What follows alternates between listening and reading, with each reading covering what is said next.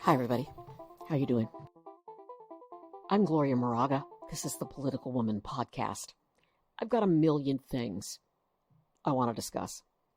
So I'm going to control myself and just try to focus on one topic. Brace yourself. Nazis. Yes, I'm going to talk about Nazis. I've always been obsessed with Nazis. When I was a little girl, visiting the library in Fresno, California, I loved history, and I stumbled across Nazis. I stumbled across Germany in the 1930s, and what happened there in the 1930s and 40s, and what caused World War II. My father fought in World War II. He didn't talk about it much. I've always been interested. So I started reading history books. And I was younger, I want to say 10, 11, and I started reading these huge volumes of Hitler and Hitler's rise and the Third Reich. And I couldn't fathom, as a young girl growing up in Fresno, California, going to church on Sunday, we were Catholic, I couldn't fathom how human beings could do what Hitler did to other human beings.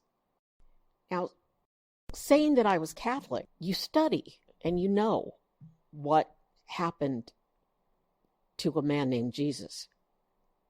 You know about him being nailed to the cross.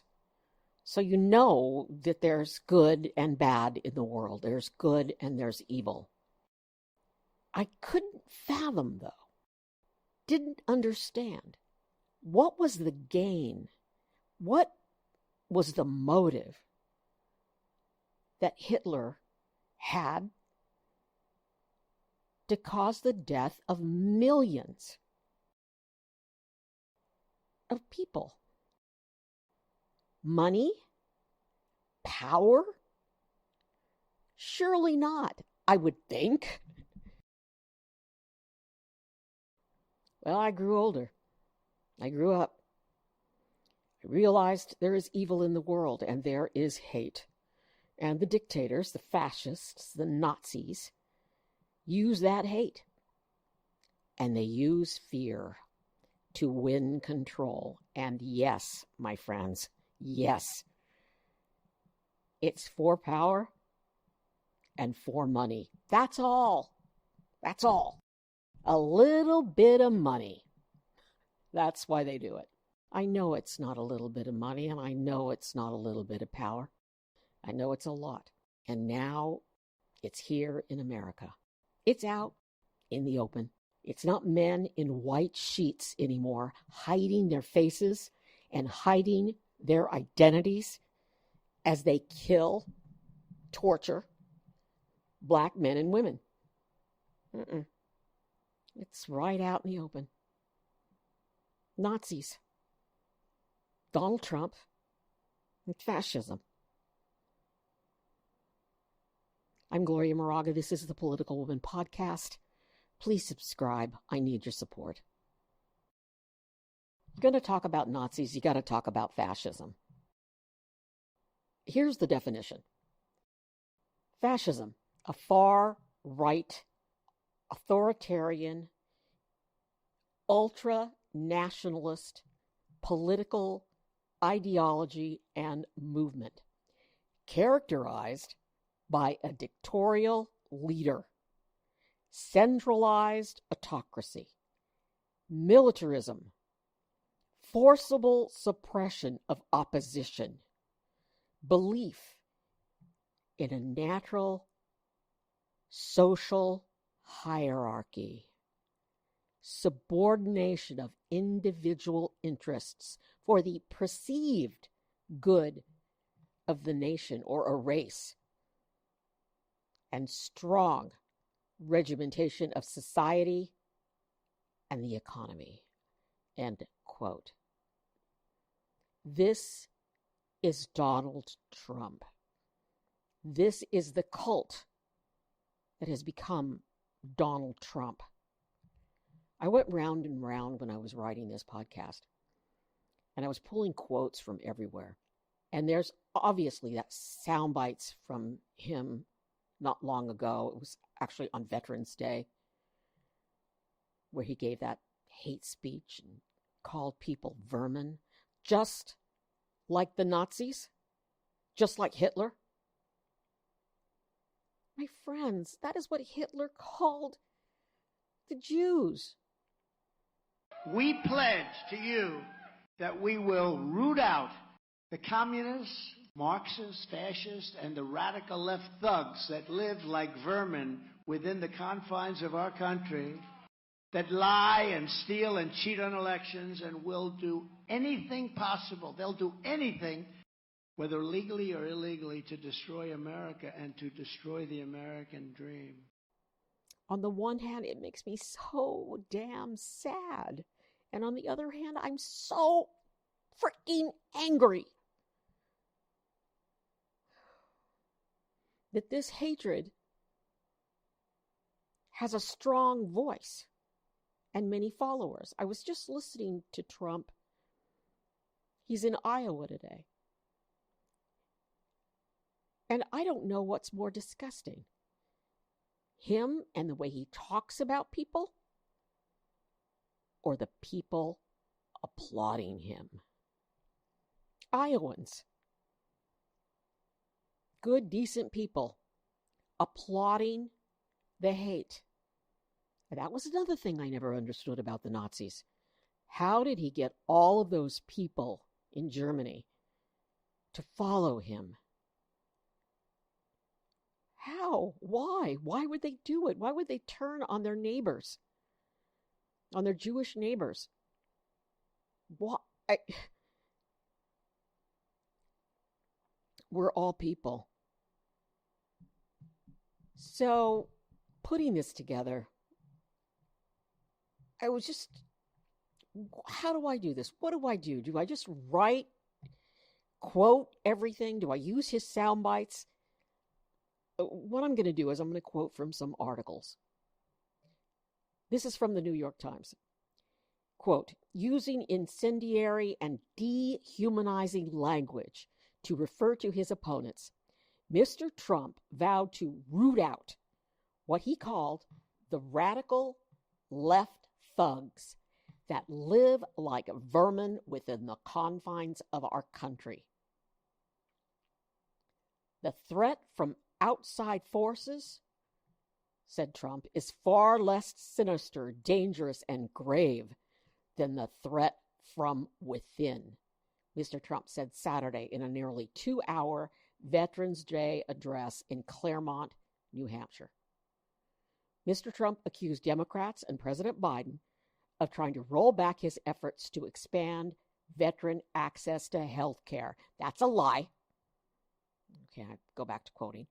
Causing soaring inflation, pushing the country to the brink of World War III, endangering the troops in Afghanistan, and of lying and rigging elections. Okay, I'm going to stop quote. All of that is not true, and I hope everybody understands that every country in the world is suffering with inflation, and yeah, big business is getting rich off of us. Have you seen the profits from the oil industry? It's criminal. It's not Biden and the Democrats who are causing inflation. It's greed. And here's what else. We are still recovering from the pandemic that Mr. Trump mismanaged. Back to the New York Times. As he has before, Mr. Trump again called for executing drug dealers, praising China for making drug trafficking a capital offense. But in New Hampshire, a state where the opioid crisis has hit particularly hard, he turned to an informal straw poll to strengthen his case. "Let's have a vote," Mr. Trump said to the crowd. "Who would be in favor of the death penalty?" Now wait, don't go yet. Knowing that it will solve the problem. Trump has also bragged. I want you all to listen to this and please share this information. Trump has repeatedly said he wants to put illegal immigrants, and he hasn't been that clear about who exactly, into camps to get them out of our cities. To put them in camps, yes, like the Nazis.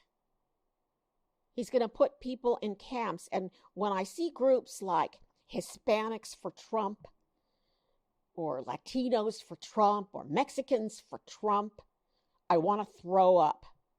You know why? Because he's calling Democrats communists. And a lot of Latin immigrants are very anti-commie. Well, because they think they came from a communist country. He plays to people's fear. If you're a Latino for Trump, get ready to move into a camp. Get your stuff packed. You're not going to be able to take too much, just what you can carry. Yeah, I'm angry. Quoting, again, this is from the Anchorage Daily News. Trump calls political enemies vermin, echoing dictators, Hitler and Mussolini. And this is the beginning of that article. Former President Donald Trump denigrated his domestic opponents and critics, calling those on the other side of the aisle vermin, and suggesting that they pose a greater threat to the United States than countries such as Russia, China, or North Korea. That language is drawing rebuke from historians. Here's more quotes from Anchorage from Trump. And this is from the article. Yet Trump's use of the word vermin, both in his speech and in a Truth Social post on Saturday, drew particular backlash.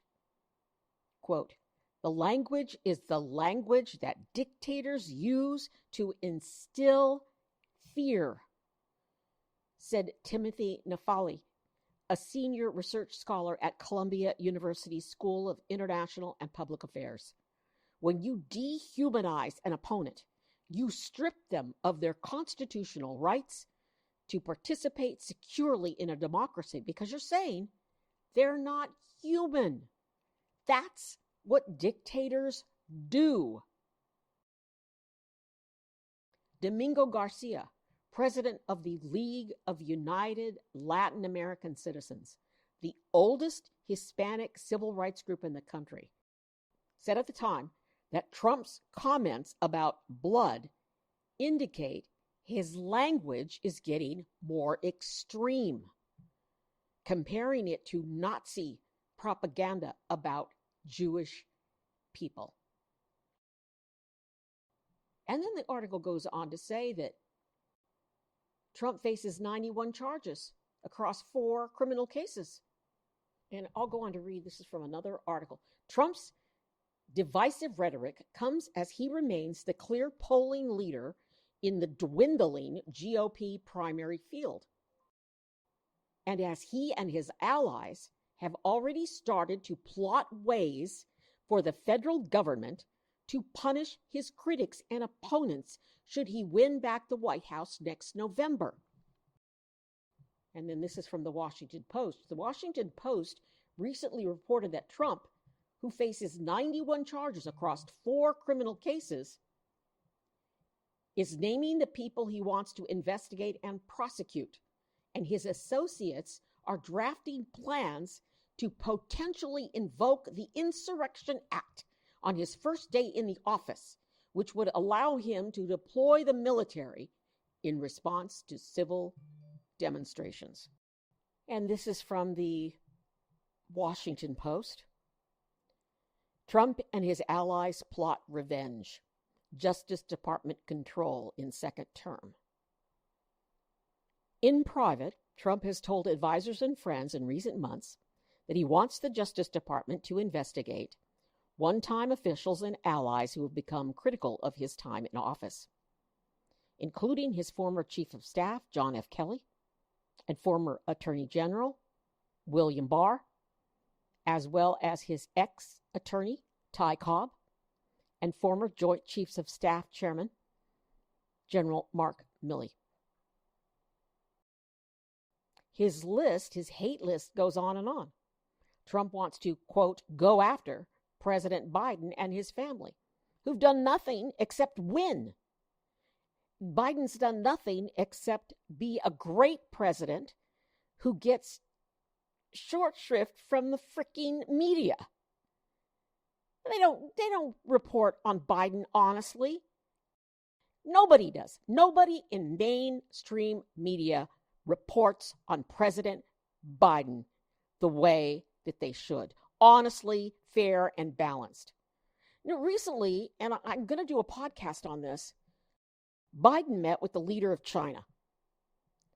And it's like some big publication said Biden's meeting with world leader meets its very low expectations. This is why the man can't get a break. Very low expectations. Come on, damn it. He's meeting with China, building bridges diplomatically, not with threats. I'll have more on that topic later because I want to talk about the pandas and what we're gaining by Biden's meeting. Then the Post article goes on to say that the former president, Trump, has frequently made corruption accusations against his enemies that are not supported by available evidence. See, they bend over backwards to support Trump. And then there's this quote. Much of the planning for a second term has been unofficially outsourced to a partnership of right-wing think tanks in Washington. And I've talked about this in another podcast, dubbed Project 2025. The group is developing a plan to include draft executive orders that would deploy the military domestically under the Insurrection Act, according to a person involved in those conversations and internal communications reviewed by the Washington Post. The law, the Insurrection Act, was last updated in 1871, and it authorizes the president to deploy the military for domestic law enforcement. Because it was after the Civil War.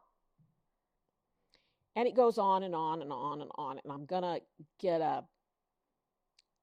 do a post on my website, gloriamoraga.com, and I'm going to include all the links.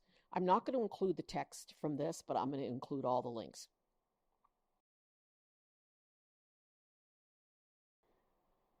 My friends, we are in trouble. We are in trouble.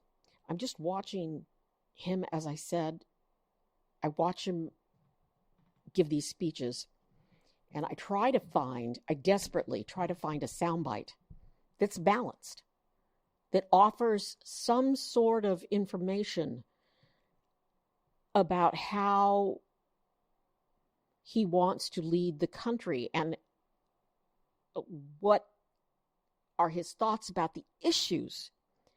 And there's no soundbite on issues except attacks. Everything's an attack on the current president. It's an attack on his enemies. It's an attack on democracy. It's an attack on our republic and our way of life. And people support him, just like the Germans supported him in the 1930s and early 40s. And why? The economy was shit. Okay, the economy was really bad. And people, I hear them say they're going to support Trump because of inflation. Get a life, people. Honestly, yes, I'm affected by it. Yes, I get gas. I live in California. I paid $6 a gallon the other day for gas. When I was in college, I could fill up my tank for like $1. Okay, it was a little tank. I could scrape together 50 cents and put enough gas in my car to last, a week. I know it affects me. The whole world is suffering right now. Read what's going on in other countries. So you're going to throw away democracy because gas is $5 a gallon. Why don't you rally up and rise up against the oil companies that are gouging us? Nobody talks about that. Everybody blames Biden. All right, I'm rambling. I'm angry. I digress. Here's the thing. 1/3 of voters support Trump. 2/3 of us are smart. 2/3 of us read. 2/3 of us are good people, and we know he's bad. He's a bad egg. Like the girl in Willy Wonka, she was a bad egg, and boom, down she went. The problem is we don't all vote. The problem is they're already saying that Hispanics aren't going to vote. They're not happy with Biden. Wow. I am sick to death of people complaining about Biden. If you're complaining about Biden, you're not reading enough. Biden's a great president. Biden's doing things that have never been done before. I mean, you don't know what? I'm making a commitment that from now on till next year when the election takes place, I'm going to work every day on posting a good, positive story of something Joe Biden has done for us.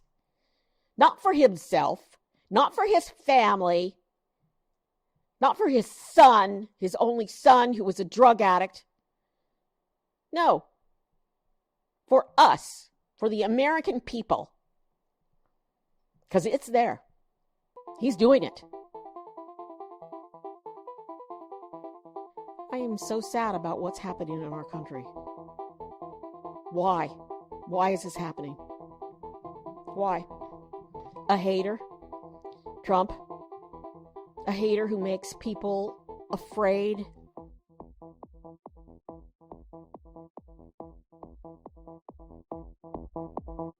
I'm Gloria Moraga.